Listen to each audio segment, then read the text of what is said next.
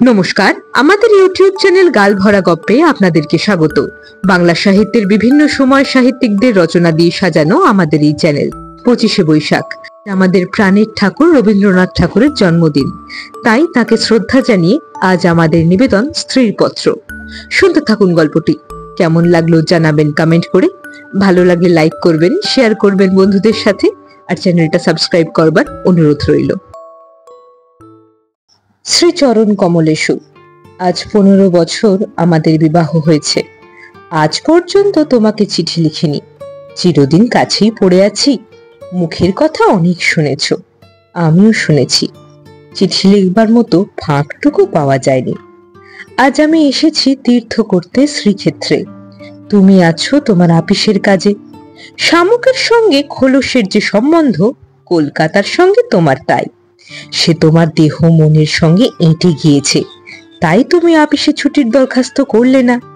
বিধাতার তাই অভিপ্রায় ছিল, তিনি আমার ছুটির দরখাস্ত মঞ্জুর করেছেন। আমি তোমাদের মেজ বউ। আজ 15 বছরের পরে এই সমুদ্রের ধারে দাঁড়িয়ে জানতে পেরেছি আমার জগৎ এবং জগদীশ্বরের সঙ্গে আমার অন্য সম্বন্ধও আছে। তাই আজ সাহস করে এই চিঠিখানি লিখছি। এ তোমাদের মেজ বউয়ের চিঠি নয়। তোমাদের সঙ্গে আমার সম্বন্ধ কপালে যিনি লিখেছিলেন, তিনি ছাড়া যখন সেই সম্ভাবনার কথা আর কেউ জানতো না, সেই শিশু বয়সে আমি আর আমার ভাই একই সঙ্গে সান্নিপাতিক জ্বরে পড়ি। আমার ভাইটি মারা গেল, আমি বেঁচে উঠলাম। পাড়ার সব মেয়েরাই বলতে লাগলো, মৃণাল মেয়ে কি না, তাই ও বাঁচলো। বেটা ছেলে হলে কি আর রক্ষে পেত? চুরি বিদ্যাতে জম পাকা, দামি জিনিসের পরেই তার লোভ। আমার মরণ নেই, সেই কথাটাই ভালো করে বুঝিয়ে বলবার জন্যে এই চিঠিখানি লিখতে বসেছি। যেদিন তোমাদের দূর সম্পর্কের মামা তোমার বন্ধু নীরদকে নিয়ে কনে দেখতে এলেন, তখন আমার বয়স 12। দুর্গম পাড়া গাঁয়ে আমাদের বাড়ি। সেখানে দিনের বেলা শেয়াল ডাকে। স্টেশন থেকে 7 ক্রোশ স্যাকরা গাড়িতে এসে বাকি 3 মাইল কাঁচা রাস্তায় পালকি করে তবে আমাদের গায়ে পৌঁছানো যায়। সেদিন তোমাদের কি হয়রানি! তার উপর আমাদের বাঙাল দেশের রান্না। সেই রান্নার প্রহসন আজও মামা ভোলেননি।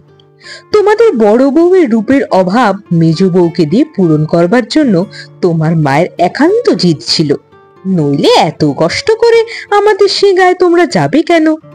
বাংলাদেশে পিলে, যকৃৎ, অম্লশূল এবং কোণের জন্য তো কাউকে খোঁজ করতে হয় না, তারা আপনি এসে চেপে ধরে, কিছুতে ছাড়তে চায় না। বাবার বুক দুরু দুরু করতে লাগলো। মা দুর্গা নাম জপ করতে লাগলেন।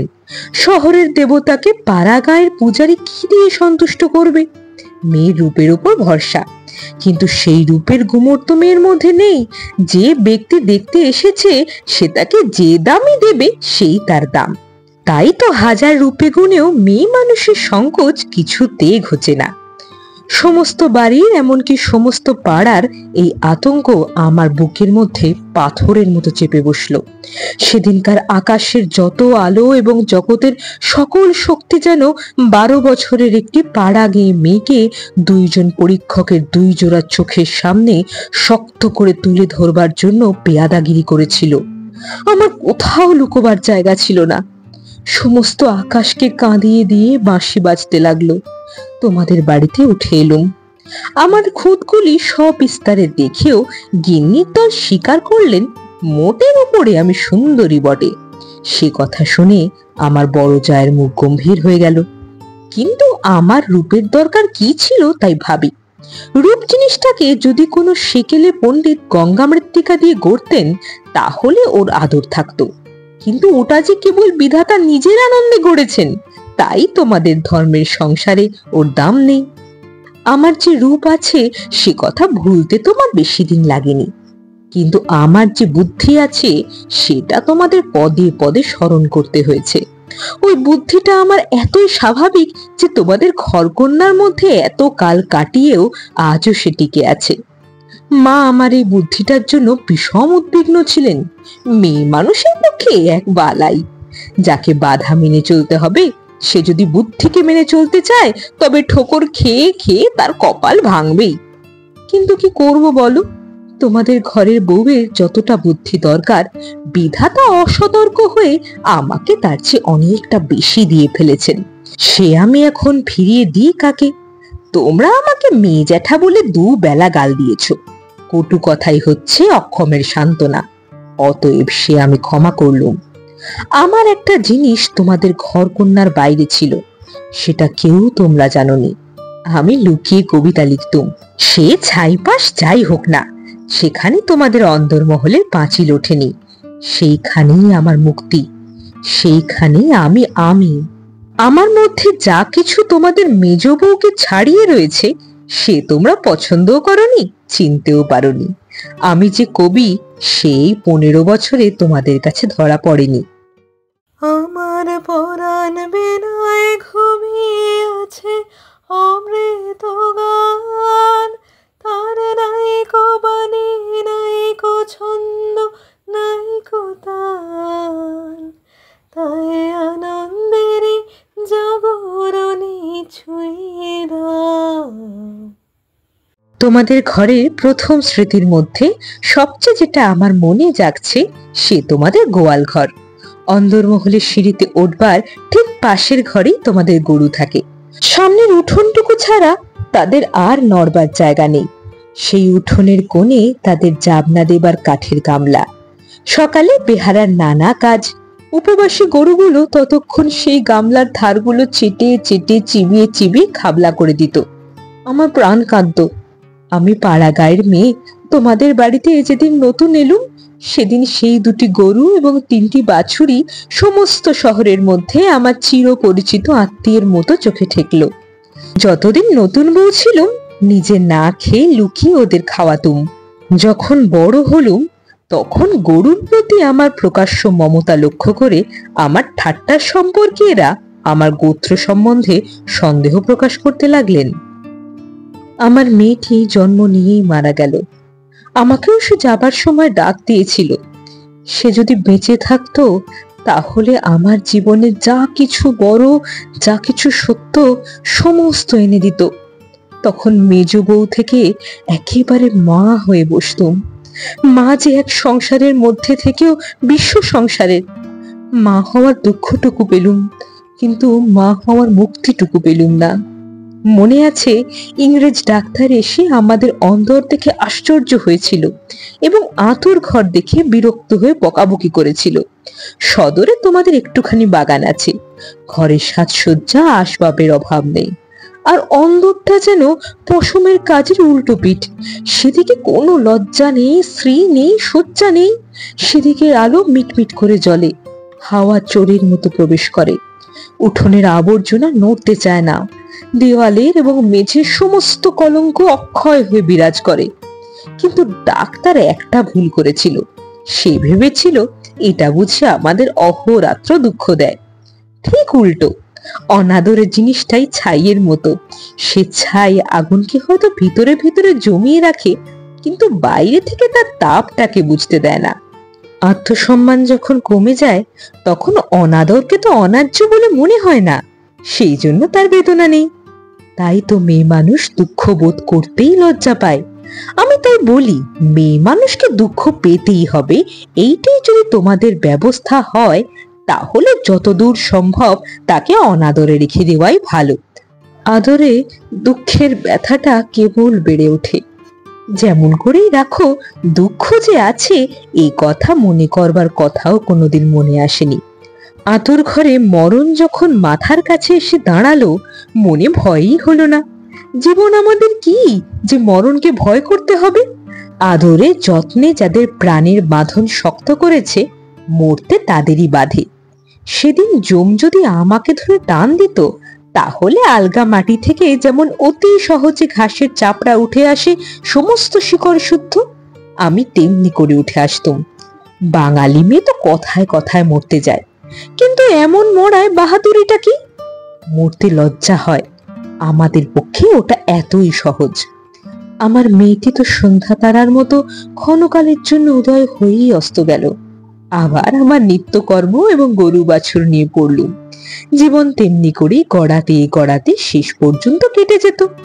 আজকে তোমাকে চিঠি লিখবার দরকারই হতো না, কিন্তু বাতাসে সামান্য একটা বীজ উড়িয়ে নিয়ে এসে পাকা দালানের মধ্যে অশ্বত্থ গাছের অঙ্কুর বের করে। শেষকালে সেইটুকু থেকে ইট কাঠের বুকের পাঁজর বিদীর্ণ হয়ে যায়। আমার সংসারে পাকা বন্দোবস্তের মাঝখানে ছোট একটুখানি জীবনের কণা কোথা থেকে উড়ে এসে পড়লো। তারপর থেকে ফাটল শুরু হলো। বিধবা মার মৃত্যুর পরে আমার বড় জায়ের বোন বিন্দু তার খুড়তুতো ভাইদের অত্যাচারে আমাদের বাড়িতে তার দিদির কাছে এসে যেদিন আশ্রয় নিলে, তোমরা সেদিন ভাবলে এ আবার কোথাকার আপদ। আমার পোড়া স্বভাব, কি করব বলো? দেখলুম তোমরা সকলেই মনে মনে বিরক্ত হয়ে উঠেছ। সেই জন্যেই এই নিরাশ্রয় মেয়েটির পাশে আমার মন যেন একেবারে কোমর বেঁধে দাঁড়ালো। পরের বাড়িতে পরের অনিচ্ছাতে এসে আশ্রয় নেয়া সে কত বড় অপমান। দায়ে পড়ে সেও যাকে স্বীকার করতে হলো, তাকে কি এক পাশে ঠেলে রাখা যায়? তারপরে দেখলুম আমার বড় জায়ের দশা। তিনি নিতান্ত দরদে পড়ে বোনটিকে নিজের কাছে এনেছেন, কিন্তু যখন দেখলেন স্বামীর অনিচ্ছা, তখন এমনি ভাব করতে লাগলেন যেন এ এক তার বিষম বালাই, যেন একে দূর করতে পারলেই তিনি বাঁচেন। এই অনাথা বোনটিকে মন খুলে প্রকাশ্যে স্নেহ দেখাবেন সে সাহস তার হলো না। তিনি পতিব্রতা। তার এই সংকট দেখে আমার মন আরো ব্যথিত হয়ে উঠল। দেখলাম বড়জা সকলকে একটু বিশেষ করে দেখিয়ে দেখিয়ে বিন্দুর খাওয়া পড়া এমনি মোটা রকমের ব্যবস্থা করলেন এবং বাড়ির সর্বপ্রকার দাসবৃত্তিতে তাকে এমন ভাবে নিযুক্ত করলেন যে আমার কেবল দুঃখ নয়, লজ্জা বোধ হলো। তিনি সকলের কাছে প্রমাণ করবার জন্য ব্যস্ত যে আমাদের সংসারে ফাঁকি দিয়ে বিন্দুকে ভারী সুবিধা দরে পাওয়া গেছে। ও কাজ করে দেয় বিস্তর, অথচ খরচের হিসাবে বেজায় সস্তা। আমাদের বড় জায়ের বাপের বংশে কুল ছাড়া বড় কিছু ছিল না, রূপও না, টাকাও না। আমার শ্বশুরের হাতে পায়ে ধরে কেমন করে তোমাদের ঘরে তার বিবাহ হলো সে তো সমস্তই জানো। তিনি নিজের বিবাহটাকে এ বংশের প্রতি বিষম একটা অপরাধ বলেই চিরকাল জেনেছেন। সেই জন্য সকল বিষয়েই নিজেকে যতদূর সম্ভব সংকুচিত করে তোমাদের ঘরে তিনি অতি অল্প জায়গা জুড়ে থাকেন। কিন্তু তার এই সাধু দৃষ্টান্তে আমাদের বড় মুশকিল হয়েছে। আমি সকল দিকে আপনাকে অত অসম্ভব খাটো করতে পারিনি। আমি যেটাকে ভালো বলে বুঝি আর কারো খাতিরে সেটাকে মন্দ বলে মেনে নেওয়া আমার কর্ম নয়। তুমিও তার অনেক প্রমাণ পেয়েছ। বিন্দুকে আমি আমার ঘরে টেনে নিলুম। দিদি বললেন, মেজ বউ গরিবের ঘরের মেয়েটির মাথা খেতে বসলেন। আমি যেন বিষম একটা বিপদ ঘটালুম। এমনি ভাবে তিনি সকলের কাছে নালিশ করে বেড়ালেন। কিন্তু আমি নিশ্চয় জানি তিনি মনে মনে বেঁচে গেলেন। এখন দোষের বোঝা আমার উপরেই পড়ল। তিনি বোনকে নিজে যে স্নেহ দেখাতে পারতেন না, আমাকে দিয়েই সেই স্নেহটুকু করিয়ে নিয়ে তার মনটা হালকা হলো। আমার বড় যা বিন্দুর বয়সের থেকে 2-4টে অঙ্ক বাদ দিতে চেষ্টা করতেন, কিন্তু তার বয়স যে 14 কম ছিল না এ কথা লুকিয়ে বললে অন্যায় হতো না। তুমি তো জানো সে দেখতে এতই মন্দ ছিল যে পড়ে গিয়ে যদি সে মাথা ভাঙতো তবে ঘরের মেঝেটার জন্যই লোকে উদ্বিগ্ন হতো। কাজেই পিতা মাতার অভাবে কেউ তাকে বিয়ে দেবার জন্য ছিল না, এবং তাকে বিয়ে করবার মতো মনের জোরই বা কজন লোকের ছিল। বিন্দু বড় ভয় ভয় আমার কাছে এলো, যেন আমার গায়ে তার ছোঁয়াচ লাগলে আমি সইতে পারবো না। বিশ্ব সংসারে তার যেন জন্মাবার কোনো শর্ত ছিল না, তাই সে কেবলই পাশ কাটিয়ে চোখ এড়িয়ে চলতো। তার বাপের বাড়িতে তার খুড়তুতো ভাইয়েরা তাকে এমন একটি কোণও ছেড়ে দিতে চায়নি যে কোণে একটা অনাবশ্যক জিনিস পড়ে থাকতে পারে। অনাবশ্যক আবর্জনা ঘরের আশেপাশে অনায়াসে স্থান পায়, কেননা মানুষ তাকে ভুলে যায়। কিন্তু অনাবশ্যক মেয়ে মানুষ যে একে অনাবশ্যক, তার উপরে তাকে ভোলাও শক্ত। সেই জন্য আস্থা করেও তার স্থান নেই। অথচ বিন্দুর খুড়তুতো ভাইরা যে জগতে পরামর্শক পদার্থ তা বলবার জো নেই, কিন্তু তারা বেশ আছে। তাই বিন্দুকে যখন আমার ঘরে ডেকে আনলুম তার বুকের মধ্যে কাঁপতে লাগলো। তার ভয় দেখে আমার বড় দুঃখ হলো। আমার ঘরে যে তার একটুখানি জায়গা আছে সেই কথাটি আমি অনেক আদর করে তাকে বুঝিয়ে দিলুম। কিন্তু আমার ঘর তো শুধু আমারই ঘর নয়, কাজেই আমার কাজটি সহজ হলো না। 2-4 দিন আমার কাছে থাকতে থাকতেই তার গায়ে লাল লাল কি উঠলো। হয়তো সে ঘামাচি, নয়তো আর কিছু হবে। তোমরা বললে বসন্ত, কেননা ও যে বিন্দু। তোমাদের পাড়ায় এক আনাড়ি ডাক্তার এসে বললে আর 2-1 দিন না গেলে ঠিক বলা যায় না, কিন্তু সেই 2-1 দিনে সবুর সইবে কে? বিন্দু তো তার ব্যামোর লজ্জাতেই মরবার জো হলো। আমি বললুম, বসন্ত হয়তো হোক, আমি আমাদের সেই আতুর ঘরে ওকে নিয়ে থাকবো, আর কাউকে কিছু করতে হবে না। এই নিয়ে আমার উপর তোমরা যখন সকলে মার মূর্তি ধরেছ, এমনকি বিন্দুর দিদিও যখন অত্যন্ত বিরক্তির ভান করে পোড়া কপালে মেয়েটাকে হাসপাতালে পাঠাবার প্রস্তাব করছেন, এমন সময় ওর গায়ের সমস্ত লাল দাগ একদম মিলিয়ে গেল। তোমরা দেখি তাতে আরো ব্যস্ত হয়ে উঠলে, বললে নিশ্চয়ই বসন্ত বসে গিয়েছে, কেননা ও যে বিন্দু। অনাদরে মানুষ হবার একটা মস্ত গুণ শরীরটাকে একেবারে অজর অমর করে তোলে। ব্যামো হতেই চায় না। মরার সদর রাস্তাগুলো একেবারেই বন্ধ। রোগ তাই ওকে ঠাট্টা করে গেল, কিছুই হলো না। কিন্তু এটা বেশ বোঝা গেল, পৃথিবীর মধ্যে সবচেয়ে অকিঞ্চিতকর মানুষকে আশ্রয় দেওয়াই সবচেয়ে কঠিন। আশ্রয়ের দরকার তার যত বেশি, আশ্রয়ের বাধাও তেমনি বিষম। আমার সম্বন্ধে বিন্দুর ভয় যখন ভাঙলো, তখন ওকে আর এক গেরোয় ধরলো। আমাকে এমনি ভালোবাসতে শুরু করলে যে আমাকে ভয় ধরিয়ে দিলে। ভালোবাসার এরকম মূর্তি সংসারে তো কোনোদিনও দেখিনি। বইয়ে পড়েছি বটে, সেও মেয়ে পুরুষের মধ্যে। আমার যে রূপ ছিল সে কথা আমার মনে করবার কোনো কারণ বহুকাল ঘটেনি। এতদিন পরে সেই রূপটা নিয়ে পড়লো এই কুশ্রী মেয়েটি। আমার মুখ দেখে তার চোখের আশ আর মিটত না। বলতো, দিদি তোমার এই মুখখানি আমি ছাড়া আর কেউ দেখতে পাইনি। যেদিন আমি নিজের চুল নিজে বাঁধতুম, সেদিন তার ভারী অভিমান। আমার চুলের বোঝা 2 হাতে দিয়ে নাড়াচাড়া করতে তার ভারী ভালো লাগতো। কোথাও নিমন্ত্রণে যাওয়া ছাড়া আমার সাজগোজের তো দরকার ছিল না, কিন্তু বিন্দু আমাকে অস্থির করে রোজই কিছু না কিছু সাজ করাতো। মেয়েটা আমাকে নিয়ে একেবারে পাগল হয়ে উঠল। তোমাদের অন্দরমহলে কোথাও জমি 1 ছটাক নেই। উত্তর দিকের পাঁচিলের গায়ে নর্দমার ধারে কোনো গতিকে একটা গাব গাছ জন্মেছে।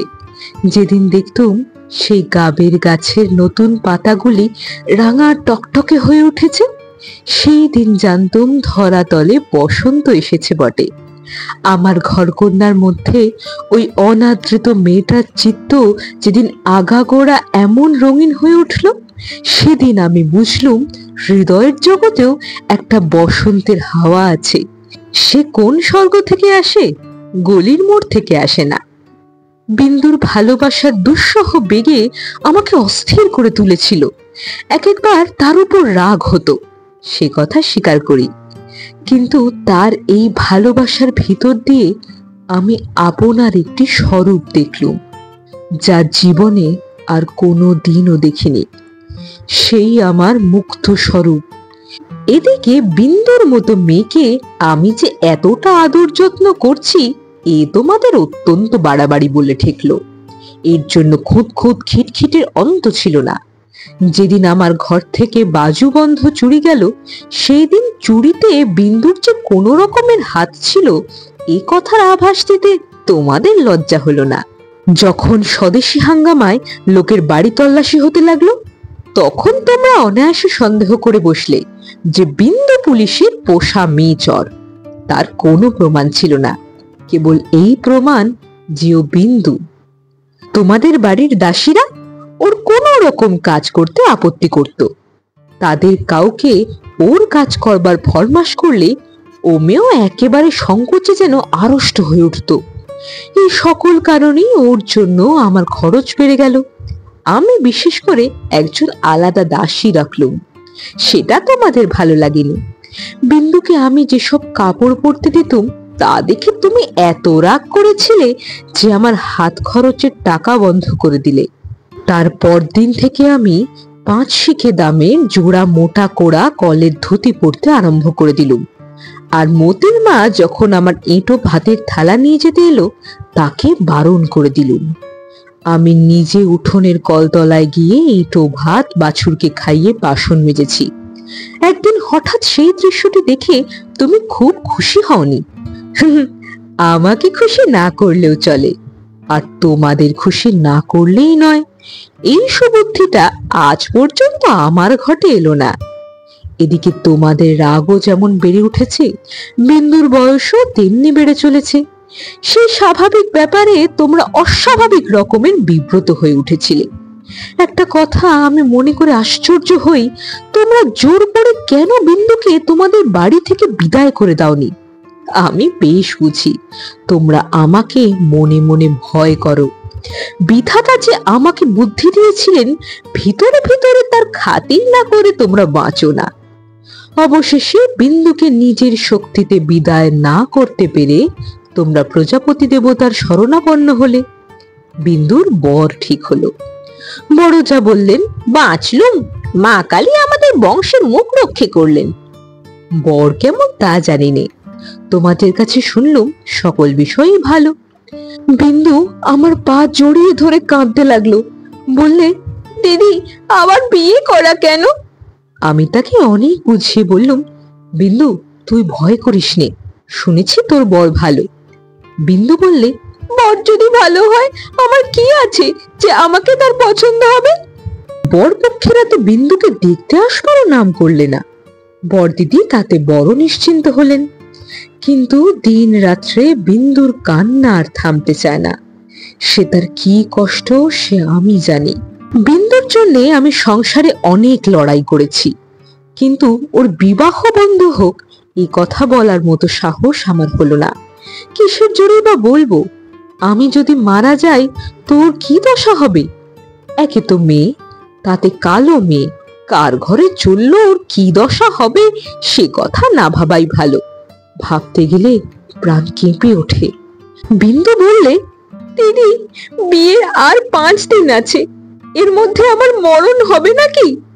আমি তাকে খুব ধমকে দিলুম, কিন্তু অন্তর্যামী জানেন যদি কোনো সহজভাবে বিন্দুর মৃত্যু হতে পারত তাহলে আমি আরাম বোধ করতুম। বিবাহের আগের দিন বিন্দু তার দিদিকে গিয়ে বললে, দিদি আমি তোমাদের গোয়াল ঘরে পড়ে থাকবো, আমাকে যা বলবে তাই করব, তোমার পায়ে পড়ি, এমন করে ফেলে দিও না। কিছুকাল থেকে লুকিয়ে লুকিয়ে দিদির চোখ দিয়ে জল পড়ছিল, সেদিনও পড়ল। কিন্তু শুধু হৃদয় তো নয়, শাস্ত্রও আছে। তিনি বললেন, জানিস তো বিন্দি, পতি হচ্ছে স্ত্রীলোকের গতি মুক্তি সব। কপালে যদি দুঃখ থাকে কেউ খণ্ডাতে পারবে না। আসল কথা হচ্ছে কোনো দিক দিয়ে কোনো রাস্তাই নেই, বিন্দুকে বিবাহ করতেই হবে, তারপরে যা হয় তা হোক। আমি চেয়েছিলাম বিবাহটা যাতে আমাদের বাড়িতেই হয়, কিন্তু তোমরা বলে বসলে বরের বাড়িতেই হওয়া চাই, সেটা তাদের কৌলিক প্রথা। আমি বুঝলুম বিন্দুর বিবাহের জন্য যদি তোমাদের খরচ করতে হয় তবে সেটা তোমাদের গৃহদেবতার কিছুতেই সইবে না, কাজেই চুপ করে যেতে হলো। কিন্তু একটি কথা তোমরা কেউ জানো না। দিদিকে জানাবার ইচ্ছে ছিল, কিন্তু জানাইনি, কেননা তাহলে তিনি ভয়েই মরে যেতেন। আমার কিছু কিছু গয়না দিয়ে আমি লুকিয়ে বিন্দুকে সাজিয়ে দিয়েছিলাম, বোধ করে দিদির চোখে সেটা পড়ে থাকবে, কিন্তু সেটা তিনি দেখেও দেখেননি। দোহাই ধর্মের, সেজন্য তোমরা তাকে ক্ষমা করো। যাবার আগে বিন্দু আমাকে জড়িয়ে ধরে বললে, দিদি আমাকে তোমরা তাহলে নিতান্তই ত্যাগ করলে? আমি বললুম, না বিন্দি, তোর যেমন দশাই হোক না কেন আমি তোকে শেষ পর্যন্ত ত্যাগ করব না। 3 দিন গেল। তোমাদের তালুকের প্রজা তোমার খাবার জন্য যে ভেড়া দিয়েছিল তাকে তোমার জঠরাগ্নি থেকে বাঁচিয়ে আমি আমাদের একতলায় কয়লা রাখবার ঘরে এক পাশে বাস করতে দিয়েছিলাম। সকালে উঠে আমি নিজে তাকে দানা খাইয়ে আসতুম। তোমার চাকরদের প্রতি 2-1 দিন নির্ভর করে দেখেছি, তাকে খাওয়ানোর চেয়ে খাওয়ার প্রতি তাদের ঝোঁক বেশি। সেদিন সকালে সেই ঘরে ঢুকে দেখি বিন্দু এক কোণে জড়সড় হয়ে বসে আছে। আমাকে দেখি পা জড়িয়ে ধরে লুটিয়ে পড়ে নিঃশব্দে কাঁদতে লাগলো। বিন্দুর স্বামী পাগল। সত্যি বলছিস বিন্দি? এত বড় মিথ্যে কথা তোমার কাছে কি বলতে পারি দিদি? তিনি পাগল। শ্বশুরের এই বিবাহে মত ছিল না, কিন্তু তিনি আমার শাশুড়িকে জমের মতো ভয় করেন। তিনি বিবাহের পূর্বেই কাশি চলে গেছেন, শাশুড়ি জেদ করে তার ছেলের বিয়ে দিয়েছেন। আমি সেই রাশ করা কয়লার উপরে বসে পড়লুম। মেয়ে মানুষকে মেয়ে মানুষ দয়া করে না, বলে ও তো মেয়ে মানুষ বই নয়, ছেলে হোক না পাগল, সে তো পুরুষ বটে। বিন্দুর স্বামীকে হঠাৎ পাগল বলে বোঝা যায় না, কিন্তু একদিন সে এমন উন্মাদ হয়ে ওঠে যে তাকে ঘরে তালা বন্ধ করে রাখতে হয়। বিবাহের রাত্রে সে ভালো ছিল, কিন্তু রাত জাগা প্রভৃতি উৎপাতে দ্বিতীয় দিন থেকে তার মাথা একেবারে খারাপ হয়ে উঠল। বিন্দু দুপুর বেলায় পিতলের থালায় ভাত খেতে বসেছিল। হঠাৎ তার স্বামী থালা শুদ্ধ ভাত টেনে উঠোনে ফেলে দিল। হঠাৎ কেমন তার মনে হয়েছে বিন্দু স্বয়ং রানী রাসমণি। বেহারাটা নিশ্চয় সোনার থালা চুরি করে রানীকে তার নিজের থালায় ভাত খেতে দিয়েছে, এই তার রাগ। বিন্দু তো ভয় মরে গেল। তৃতীয় রাত্রে শাশুড়ি যখন তাকে স্বামীর ঘরে শুতে বললে, বিন্দুর প্রাণ শুকিয়ে গেল। শাশুড়ি তার প্রচন্ড, রাগলে জ্ঞান থাকে না। সেও পাগল, কিন্তু পুরো নয় বলেই আরো ভয়ানক। বিন্দুকে ঘরে ঢুকতে হলো। স্বামী সে রাত্রে ঠান্ডা ছিল, কিন্তু ভয়ে বিন্দুর শরীর যেন কাঠ হয়ে গেল। স্বামী যখন ঘুমিয়েছে, অনেক রাত্রে সে অনেক কৌশলে পালিয়ে চলে এসেছে। তার বিস্তারিত বিবরণ লিখবার দরকার নেই। ঘৃণায় রাগে আমার সকল শরীর জ্বলতে লাগলো। আমি বললুম, এমন ফাঁকির বিয়ে বিয়েই নয়। বিন্দু, তুই যেমন ছিলি তেমনি আমার কাছে থাক, দেখি কে তোকে নিয়ে যেতে পারে। তোমরা বললে বিন্দু মিথ্যে কথা বলছে। আমি বললুম, ও কখনো মিথ্যা বলেনি। তোমরা বললে, কেমন করে জানলে? আমি বললুম, আমি নিশ্চয়ই জানি, তোমরা ভয় দেখালে। বিন্দুর শ্বশুর বাড়ির লোকে পুলিশ কেস করলে মুশকিলে পড়তে হবে। আমি বললুম, ফাঁকি দিয়ে পাগল বরের সঙ্গে ওর বিয়ে দিয়েছে, এ কথা কি আদালত শুনবে না? তোমরা বললে, তবে কি এই নিয়ে আদালত করতে হবে নাকি? কেন, আমাদের দায় কিসের? আমি বললুম, আমি নিজের গয়না বেচে যা করতে পারি করব। তোমরা বললে, উকিল বাড়ি ছুটবে নাকি? এই কথার জবাব নেই। কপালে করাঘাত করতে পারি, তার বেশি আর কি করব? ওদিকে বিন্দুর শ্বশুর বাড়ি থেকে ওর ভাসুর এসে বাইরে বিষম গোল বাঁধিয়েছে। সে বলছে সে থানায় খবর দেবে। আমার যে কি জোর আছে জানি নে, কিন্তু কসাইয়ের হাত থেকে যে গরু প্রাণ ভয়ে পালিয়ে এসে আমার আশ্রয় নিয়েছে, তাকে পুলিশের তাড়ায় আবার সেই কসাইয়ের হাতে ফিরিয়ে দিতেই হবে, এ কথা কোনো মতেই আমার মন মানতে পারল না। আমি স্পর্ধা করে বললুম, তা দিক থানায় খবর। এই বলে মনে করলুম বিন্দুকে এই বেলা আমার শোয়ার ঘরে এনে তাকে নিয়ে তালা বন্ধ করে বসে থাকি। খোঁজ করে দেখি বিন্দু নেই। তোমাদের সঙ্গে আমার বাদ প্রতিবাদ যখন চলছিল, তখন বিন্দু আপনি বাইরে গিয়ে তার ভাসুরের কাছে ধরা দিয়েছে। বুঝেছে এ বাড়িতে যদি সে থাকে তবে আমাকে সে বিষম বিপদে ফেলবে। মাঝখানে পালিয়ে এসে বিন্দু আপন দুঃখ আরো বাড়ালো। তার শাশুড়ির তর্ক এই যে তার ছেলে তো ওকে খেয়ে ফেলছিল না। মন্দ স্বামীর দৃষ্টান্ত সংসারে দুর্লভ নয়, তাদের সঙ্গে তুলনা করলে তার ছেলে যে সোনার চাঁদ। আমার বড় যা বললেন, ওরে পোড়া কপাল, তা নিয়ে দুঃখ করে কি করব? তা পাগল হোক ছাগল হোক, স্বামী তো বটে। কুষ্ঠরোগীকে কোলে করে তার স্ত্রী বেশ্যার বাড়িতে পৌঁছে দিয়েছে, সতী সাধ্যে সেই দৃষ্টান্ত তোমাদের মনে জাগছিল।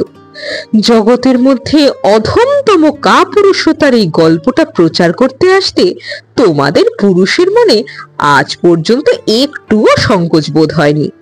সেই জন্যে মানব জন্ম নিয়েও বিন্দুর ব্যবহারে তোমরা রাগ করতে পেরেছ, তোমাদের মাথা হেঁট হয়নি।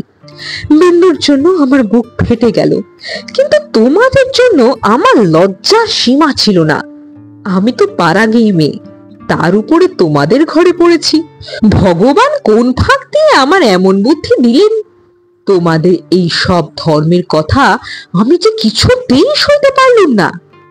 আমি নিশ্চয়ই জানতুম মরে গেলেও বিন্দু আমাদের ঘরে আর আসবে না।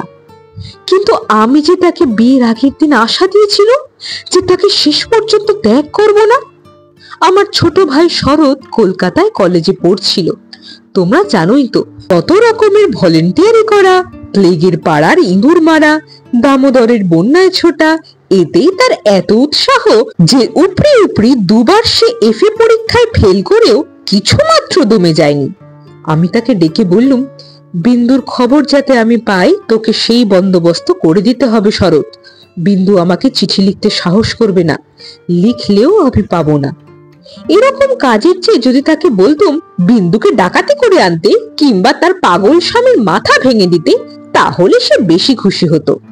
শরতের সঙ্গে আলোচনা করছি, এমন সময় তুমি ঘরে এসে বললে, আবার কি হাঙ্গামা বাঁধিয়েছ? আমি বললুম, সেই যা গোড়ায় বাঁধিয়েছিলুম, তোমাদের ঘরে এসেছিলুম, কিন্তু সে তো তোমাদেরই কীর্তি। তুমি জিজ্ঞাসা করলে, বিন্দুকে আবার এনে কোথাও লুকিয়ে রেখেছ? আমি বললুম, বিন্দু যদি আসতো তাহলে নিশ্চয়ই এনে লুকিয়ে রাখতুম, কিন্তু সে আসবে না, তোমাদের ভয় নেই। শরৎকে আমার কাছে দেখে তোমার সন্দেহ আরো বেড়ে উঠল। আমি জানতুম শরৎ আমাদের বাড়ি যাতায়াত করে, এই তোমরা কিছুতেই পছন্দ করতে না। তোমাদের ভয় ছিল ওর পরে পুলিশের দৃষ্টি আছে, কোন দিন কোন রাজনৈতিক মামলায় পড়বে, তখন তোমাদের শুদ্ধ জড়িয়ে ফেলবে। সেই জন্য আমি ওকে ভাইফোঁটা পর্যন্ত লোক দিয়ে পাঠিয়ে দিতুম, ঘরে রাখতুম না। তোমার কাছে শুনলুম বিন্দু আবার পালিয়েছে, তাই তোমাদের বাড়িতে তার ভাসুর খোঁজ করতে এসেছে। শুনে আমার বুকের মধ্যে শেল বিঁধল। হতভাগিনীর যে কি অসহ্য কষ্ট তা বুঝলুম, অথচ কিছুই করবার রাস্তা নেই। শরৎ খবর নিতে ছুটল। সন্ধ্যার সময় ফিরে এসে আমাকে বললে, দিদি, বিন্দু তার খুড়তুতো ভাইদের বাড়ি গিয়েছিল, কিন্তু তারা তুমুল রাগ করে তখনই আবার তাকে শ্বশুর বাড়ি পৌঁছে দিয়ে গেছে। এর জন্য তাদের খেসারত আর গাড়ি ভাড়া দণ্ড যা ঘটেছে, তার ঝাঁজ এখনো তাদের মন থেকে মরেনি। তোমাদের খুড়িমা শ্রীক্ষেত্রে তীর্থ করতে যাবেন বলে তোমাদের বাড়িতে এসে উঠেছেন। আমি তোমাদের বললুম, আমিও যাব। আমার হঠাৎ এমন ধর্মে মন হয়েছে দেখে তোমরা এত খুশি হয়ে উঠলে যে কিছুমাত্র আপত্তি করলে না।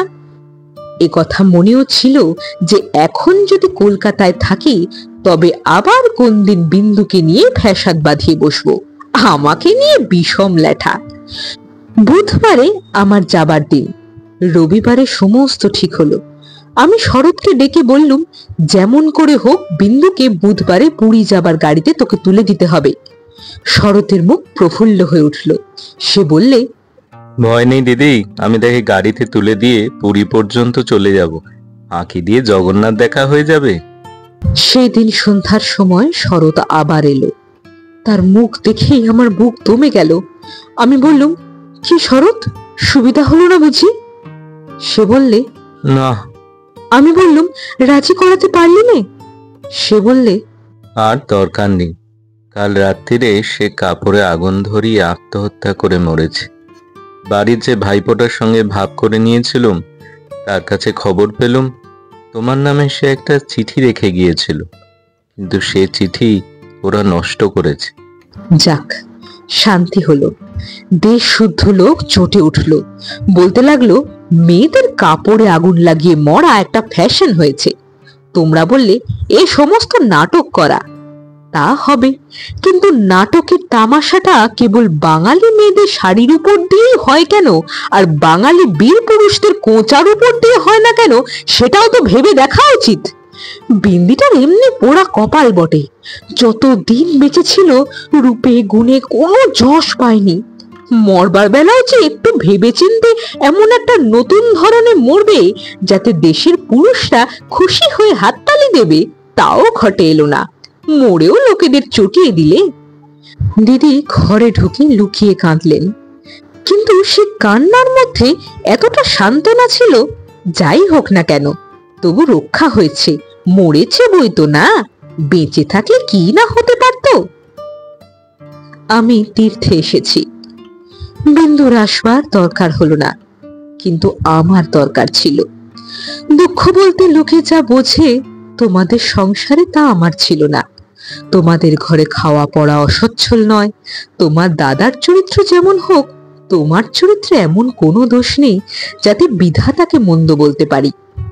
যদি বা তোমার স্বভাব তোমার দাদার মতোই হতো, তাহলে মোটের ওপর আমার এমনিভাবেই দিন চলে যেত এবং আমার সত্যি সাধ্যি বড় জায়ের মতো পতি দেবতাকে দোষ না দিয়ে বিশ্ব দেবতাকেই আমি দোষ দেবার চেষ্টা করতুম। অতএব তোমাদের নামে আমি কোনো নালিশ উত্থাপন করতে চাইনি।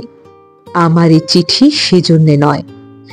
কিন্তু আমি আর তোমাদের সেই 27 নম্বর মাখন বড়ালের গলিতে ফিরব না। আমি বিন্দুকে দেখেছি সংসারের মাঝখানে মেয়ে মানুষের পরিচয়টা যে কি তা আমি পেয়েছি, আর আমার দরকার নেই। তারপরে এও দেখেছি ও মেয়ে বটে, তবু ভগবান ওকে ত্যাগ করেননি। ওর ওপর তোমাদের যত জোরই থাক না কেন, সেই জোরের অন্ত আছে। ওর আপনার হতভাগ্য মানব জনমের চেয়ে বড়। তোমরাই যে আপন ইচ্ছা মতো আপন দোস্তর দিয়ে ওর জীবনটাকে চিরকাল পায়ের তলায় চেপে রেখে দেবে, তোমাদের পা এত লম্বা নয়। মৃত্যু তোমাদের চেয়ে বড়, সে মৃত্যুর মধ্যে সে মহান। সেখানে বিন্দু কেবল বাঙালি ঘরের মেয়ে নয়, কেবল খুড়তুতো ভাইয়ের বোন নয়, কেবল অপরিচিত পাগল স্বামীর প্রবঞ্চিত স্ত্রী নয়, সেখানে সে অনন্ত। হৃদয়ে আমার প্রকাশ হলো অনন্ত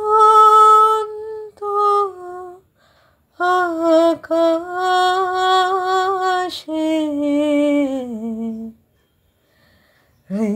হৃদয়ে আমার প্রকাশ হলো বেদনবাসী উঠল বেজে বাতাসে বাতাসে।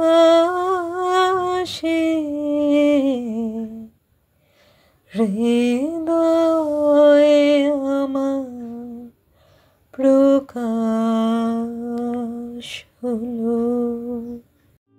সেই মৃত্যুর বাঁশি এই বালিকার ভাঙা হৃদয়ের ভিতর দিয়ে আমার জীবনের যমুনা পারে যেদিন বাজলো, সেদিন প্রথমটা আমার বুকের মধ্যে যেন বান বিঁধল। বিধাতাকে জিজ্ঞেস করলুম, জগতের মধ্যে যা কিছু সবচেয়ে তুচ্ছ, তাই কেন সবচেয়ে কঠিন? এই গলির মধ্যেকার চারিদিকে প্রাচীর তোলা নিরানন্দের অতি সামান্য বুদবুদটা এমন ভয়ঙ্কর বাধা কেন? তোমার বিশ্বজগৎ তার 6 ঋতুর সুধাপাত্র হাতে করে যেমন করেই ডাক দিক না, এক মুহূর্তের জন্যে কেন আমি এই অন্দরমহলটার এইটুকু মাত্র চৌকাঠ পেরোতে পারিনি? তোমার এমন ভুবনে আমার এমন জীবন নিয়ে কেন ওই অতি তুচ্ছ ইট কাঠের আড়ালটার মধ্যেই আমাকে তিলে তিলে মরতেই হবে? কত তুচ্ছ আমার এই প্রতিদিনের জীবনযাত্রা, কত তুচ্ছ এই সমস্ত বাধা নিয়ম, বাধা অভ্যাস, বাধা বলি, এর সমস্ত বাধা মার। কিন্তু শেষ পর্যন্ত সেই দীনতার নাগপাশ বন্ধনেরই হবে জিত, আর হার হলো তোমাদের নিজের সৃষ্টি ওই আনন্দলোকে। কিন্তু মৃত্যুর বাঁশি বাজতে লাগলো। কোথায় রে রাজমিস্ত্রির গড়া দেওয়াল, কোথায় রে তোমাদের ঘেরো আইন দিয়ে গড়া কাঁটার বেড়া? কোন দুঃখে কোন অপমানে মানুষকে বন্দি করে রেখে দিতে পারে? ওই তো মৃত্যুর হাতে জীবনের জয় পতাকা উঠছে। ওরে মেজ বউ, ভয় নেই তোর, তোর মেজ বউয়ের খোলস ছিন্ন হতে এক নিমেষও লাগে না। তোমাদের গলিকে আর আমি ভয় করি নে। আমার সম্মুখে আজ নীল সমুদ্র, আমার মাথার উপরে আষাঢ়ের মেঘপুঞ্জ। তোমাদের অভ্যাসের অন্ধকারে আমাকে ঢেকে রেখে দিয়েছিলে। ক্ষণকালের জন্য বিন্দু এসে সেই আবরণের ছিদ্র দিয়ে আমাকে দেখে নিয়েছিল। সেই মেয়েটাই তার আপনার মৃত্যু দিয়ে আমার আবরণখানা আগা গোড়া ছিন্ন করে দিয়ে গেল। আজ বাইরে এসে দেখি আমার গৌরব রাখবার আর জায়গা নেই। আমার এই অনাদৃত রূপ যার চোখে ভালো লেগেছে, সেই সুন্দর সমস্ত আকাশ দিয়ে আমাকে চেয়ে দেখছেন। এইবার মরেছে মেজ বউ। তুমি ভাবছো আমি মরতে যাচ্ছি, ভয় নেই, অমন পুরনো ঠাট্টা তোমাদের সঙ্গে আমি করব না। মীরাবাইও তো আমারই মতো মেয়ে মানুষ ছিল, তার শিকলও তো কম ভারী ছিল না, তাকে তো বাঁচবার জন্য মরতে হয়নি। মীরাবাই তার গানে বলেছিল, ছাড়ুক বাপ, ছাড়ুক মা, ছাড়ুক যে যেখানে আছে, মীরা কিন্তু লেগেই রইল। প্রভু, তাতে তার যা হবার তা হোক, এই লেগে থাকাই তো বেঁচে থাকা। আমিও বাঁচব, আমি বাঁচলুম। তোমাদের চরণতলাশ্রয় ছিন্ন, মৃণাল। বিশ্বধাতার যোগশালা আত্মহোমের বন হে জ্বালা, জীবন যেন দিয়াহুতি, মুক্তি আসে এই আকাশে, আমার মুক্তি আলোয় আলোয় এই আকাশে, আমার মুক্তি আলোয় আলোয়। শুনছিলেন আমাদের আজকের নিবেদন 25শে বৈশাখ উপলক্ষে রবীন্দ্রনাথ ঠাকুরের লেখা গল্প স্ত্রীর পত্র। কেমন লাগলো গল্পটি জানাবেন কমেন্ট করে। ভালো লাগলে লাইক করবেন, শেয়ার করবেন বন্ধুদের সাথে, আর চ্যানেলটা সাবস্ক্রাইব করবার অনুরোধ রইল। তাহলে অপেক্ষা থাক পরবর্তী গল্পের জন্য।